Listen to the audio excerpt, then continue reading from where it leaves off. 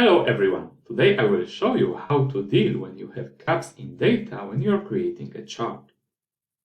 In the presented sheet, I have numbers of items sold by some offline shop per each date.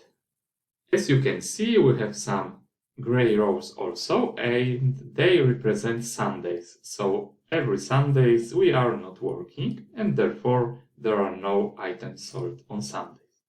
And let's see how it will look like if we'll create a graph. Let me select our data first and then go to the insert, and we will insert line with markers chart. As you can see here, we have some strange gaps in the chart because we are missing data within those days. And how to deal with it? Let's right click on the chart and then go to the select data. And here, under hidden and empty cells, we have three options to choose. Now we have chosen gaps, and this is how the data will be presented. Let's now choose 0, then OK. OK once again.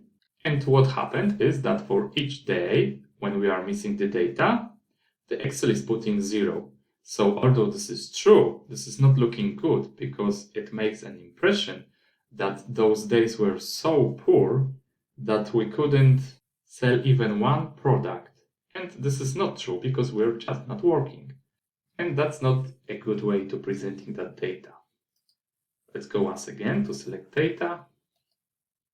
And let's choose the third option, which, as you can probably suppose, will be the best option for us. So let's select OK, OK once again. And what we have, Excel is connecting the dots, so we don't have any gaps here and we don't have any zeros.